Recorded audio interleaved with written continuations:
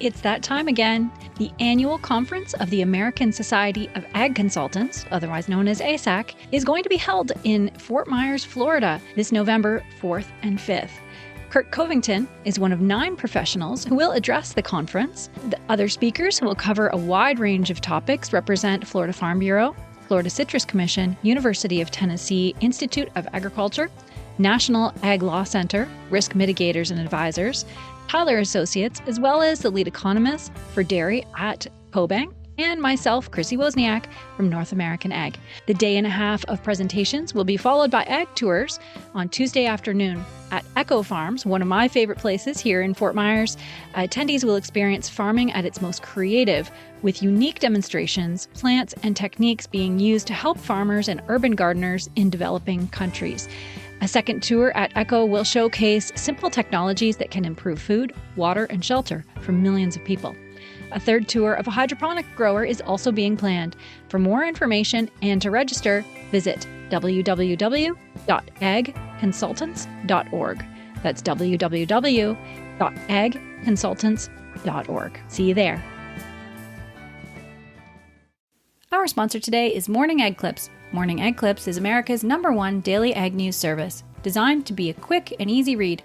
It will help you stay up to date on the important headlines in both local and national agriculture every business morning. You can go to their website at www.morningagclips.com to sign up or peruse the headlines.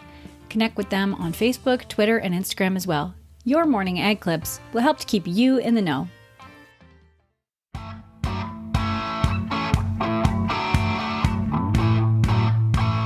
Hi, and welcome to the North American Ag Spotlight. I'm Chrissy Wozniak.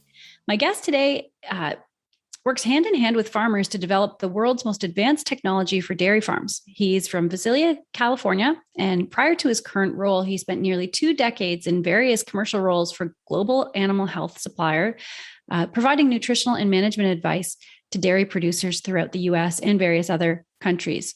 Currently, he's the portfolio growth lead at Cainthus. I'd like to welcome Tyler Bramble. Welcome, Tyler, and thank you so much for being here. Well, thank you, and thanks for taking the time to interview me and learn a little bit about Cainthus.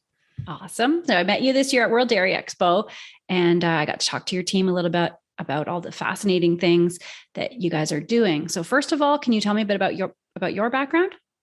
Sure. So as you briefly mentioned, I grew up in a small town in Northern California. And it was really, most of my friends were sons of dairy farmers. And that's really where I got my interest in dairy farming, and then went off to school and studied animal science. And ultimately that led to a PhD in ruminant nutrition from Texas Tech University. And then I worked at Alltech for 16 years, really in sort of sales management, technical service sorts of roles. And then 3 years ago, I joined Cainthus just as they were getting ready to sort of become commercial, start to produce a commercial product for the dairy industry. And I've just been fascinated by their technology. I was kind of watching their development a little bit from afar. And to me, the technology that Cainthus is developing is industry changing. It really, I think, is the future of how we will manage dairies in the future, how we capture data, make decisions, and manage cows and people. Right. So can you tell me more about Cainthus, about what you do?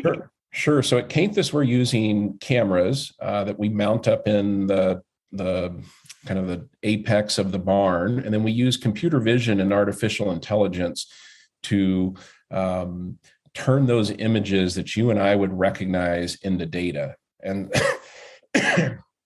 pardon me. And so what we're doing is we've essentially put eyes on the cows 24/7, 365. So the camera takes a picture every minute of the day. And then that image that you and I recognize gets turned into data. And then it's a cloud-based system. So you can access that where you're sitting in Florida, or where I am in Utah, or your nutritionist might be, in Dublin, Ireland, wherever. So the information is real time and available. And so today we really have 2 different management modules that we sell to the dairies. One is the nutrition module, and there we're keeping track of the feed status in the pen. So it's really important to ensure that cows have feed in front of them all day long. So our system monitors that. And when the feed becomes inaccessible to the cows, our system starts to keep track of that. So we know where within the feed bunk there's low feed, for how long. Is there a pattern of low feed that happens on certain days of the weeks or times of the day? And then we also keep track of when all the critical feeding events happen. So things like feed delivery and when feed's pushed up and cleaned out. We compare that against a schedule, and the dairy can set targets, and then we can monitor that again in real time. And it really starts to put accountability on the teams at the dairy to make sure that, they're adhering to the sort of the SOPs and the protocols and the timeliness of these different events. So that's sort of a very quick overview of the nutrition module. And then the other module that we have is really focused on behavior. So it's the areas sort of behind the headlocks and the feed bunk, the bedding area. And there we're keeping track of things like lying time. How many minutes or hours out of the day are the cows out of the pen? How much time are they standing on their feet? How much time are they actually at the feed bunk? I'm trying to think what else and then we also generate a cow comfort index, which really looks at the number of cows that are in contact with the beds or the bedding area and how many are actually properly lying down. And so it really gives a good number for the dairy to start to make some management decisions on, well, should we decrease the stocking density? Should we improve the bedding? Should we change the bedding more frequently? Or could we actually decrease the frequency at which we change the bedding? So, the dairies are in business because they like cows. And I believe that they're in business because they like cows and they enjoy working with them. And obviously, the better we take care of cows, the better they take care of us. So as we think about things around animal welfare and ensuring that the cows have plenty of access to feed and water and nice place to lie down, we see the productivity of that animal go up. So it's obviously in the nature of the dairy to take really good care of these cows. And as a friend of mine says, the idea is to let cows be cows, put them in an environment where they can just be cows and reduce the sort of the amount of human interaction and the distractions from them. And so our system is helping dairies make decisions, and hopefully they're helping make decisions so that these cows can be cows and be productive cows. Right. Yeah. And we all know that cows love routine. They love that consistency. And so I guess that's a big part of it, is monitoring consistency, what you're doing, right?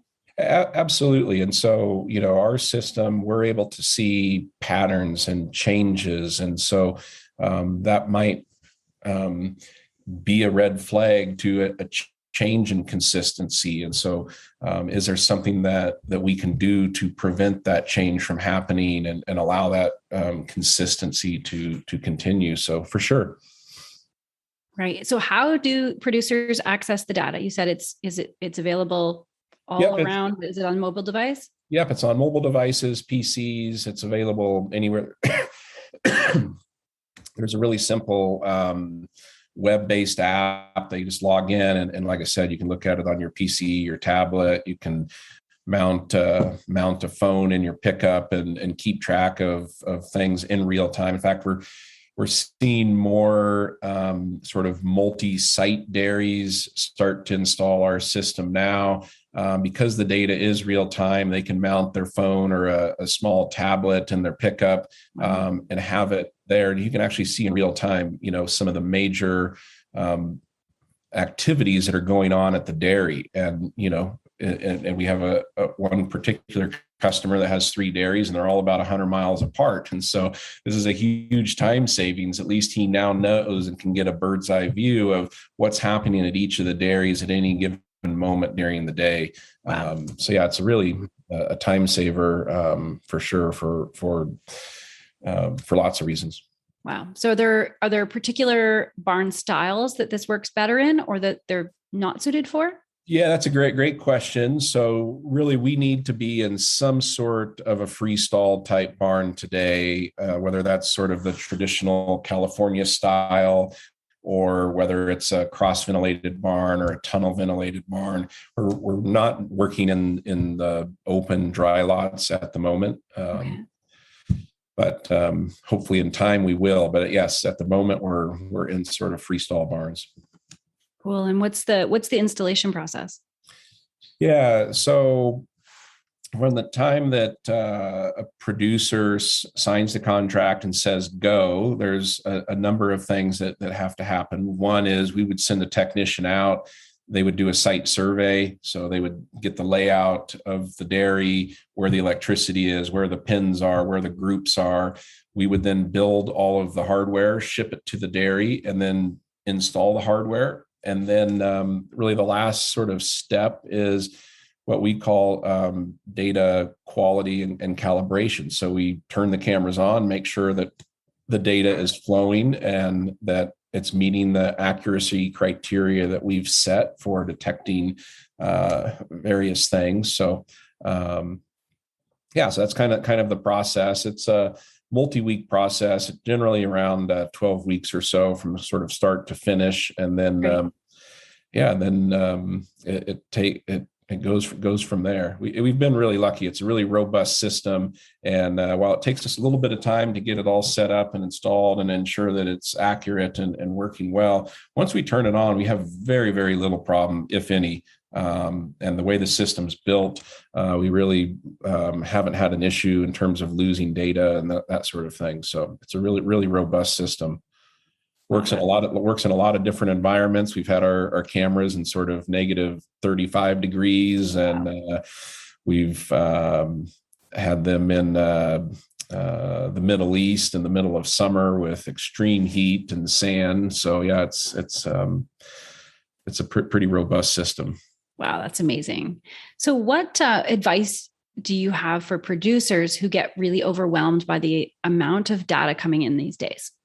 Yeah, so I think it's a great topic for discussion, because all of the technology, whether it's ours or somebody else's, you end up with a huge amount of data. And as you and I know, the dairies are busy places, and very few dairies have people that can just afford to sit in front of a computer and dig through information and try and put all of this stuff together.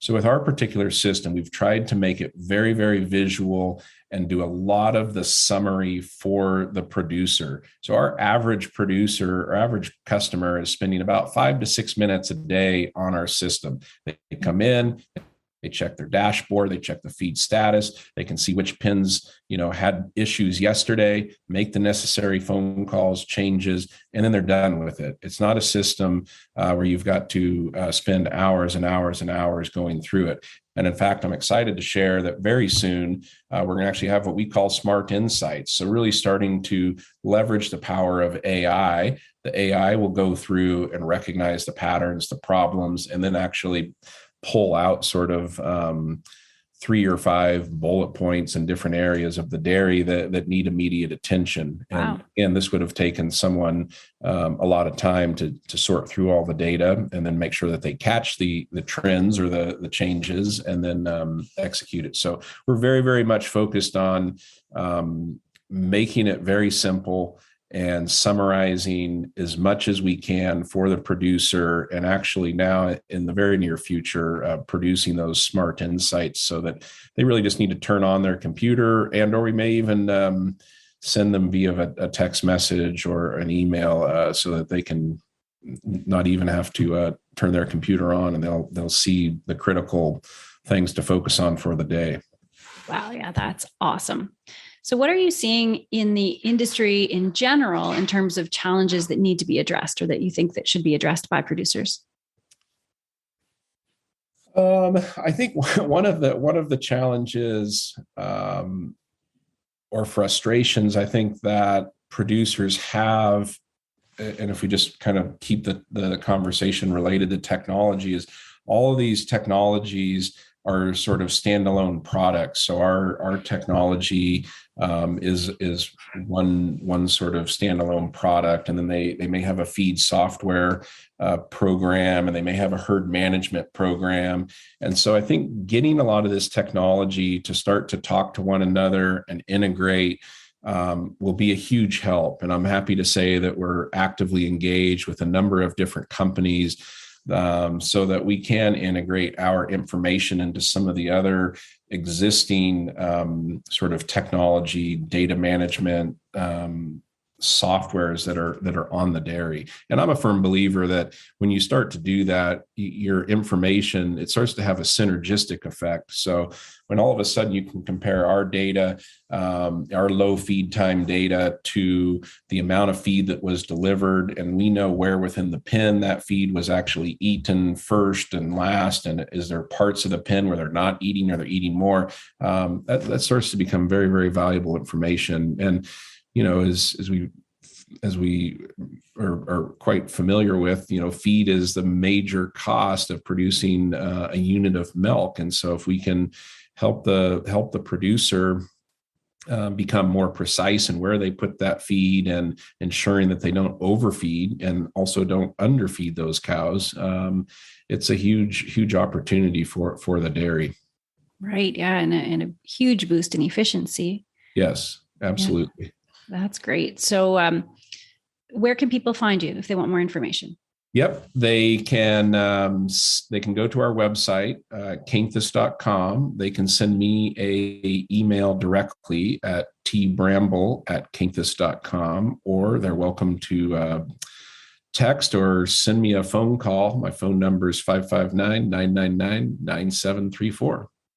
Very good. You're very available. That's wonderful. Absolutely. Yeah. Happy to help.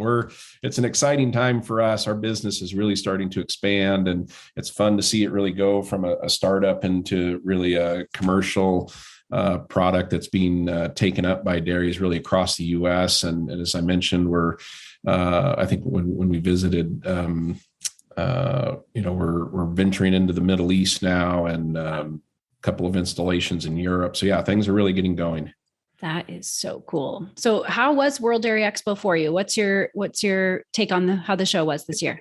It was good. We were really excited. Our booth won, I think, the booth of the day for the intermediate size booth. So that was fun. And we had a lot of good media coverage, and there was, we had a lot of good discussions with dairy farmers. I think overall the attendance was down a little bit from how I remember it in years past, but I think some of that's to be expected given the timing of the corn silage season, the beautiful weather, COVID. There's lots of competing interests for those days, but it was really fun to be back. And like I said, that for me, probably the highlight is engaging with the producers and learning about their operations and being able to share with them what we're doing and how we're helping dairies. That's great. And so will you be at any upcoming farm shows?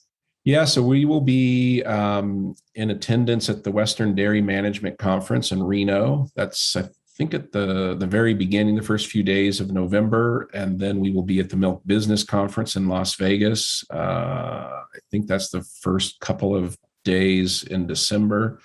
So those are probably the two big ones that we'll be at before the close of the year. Wonderful. Oh, and then we'll also be, actually, we just started all the paperwork today for the World Egg Expo out in Tulare in February. So that's been a very effective show for us, and we're excited to get back there as well. So wonderful. I'm hoping that it'll be my first time coming to Tulare this year, hopefully. So usually it overlaps with the Louisville show, so it'll be great. They're on separate weeks this year, so I'm going to try to get all of them. Good. Well, you'll like it. It's a great show. Yeah, that's what I hear. Yeah. That's good. So I have one last question for you. What gets you out of bed in the morning? Why do you serve this industry? It's I suppose it's close to me. I mean, my whole, from my childhood of my friends being sons of dairy farmers, and my interest in dairy cows and working on dairies kind of, in late elementary school and junior high, and just carrying that on through all of my education and then all of my career.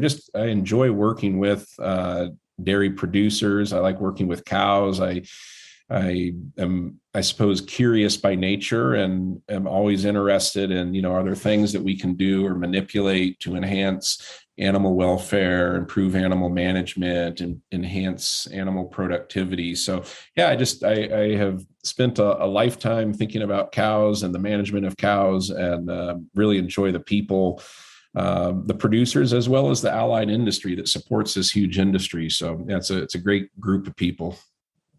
Awesome. Well, thank you so much for joining me today. It's really incredible what's happening in the industry with AI, and I really appreciate all your input. Sure. Well, thanks again for taking the time to interview me and give me a chance to tell our story. Thanks. And thanks to all who are watching or listening. If you want more information, the links are provided in the show notes. Don't forget to subscribe to North American Ag Spotlight on YouTube or Rumble. And the podcast is available on Spotify, Apple Podcasts, Stitcher, Amazon, or wherever you listen to podcasts. And have a great day. Thanks. Thanks so much for listening to today's Ag Spotlight episode, where we put the spotlight on people and companies doing great things for the agricultural industry. Don't forget to subscribe on Apple, Amazon, Spotify, Stitcher, or on your favorite podcasting platform, and give us a 5-star review. You can also follow us on YouTube and Rumble to see the video version of Ag Spotlight. Also, head on over to NorthAmericanAg.com to subscribe to our Industry Connect update newsletter. If you're interested in advertising opportunities, email us at connect@NorthAmericanAg.com. Thanks for listening.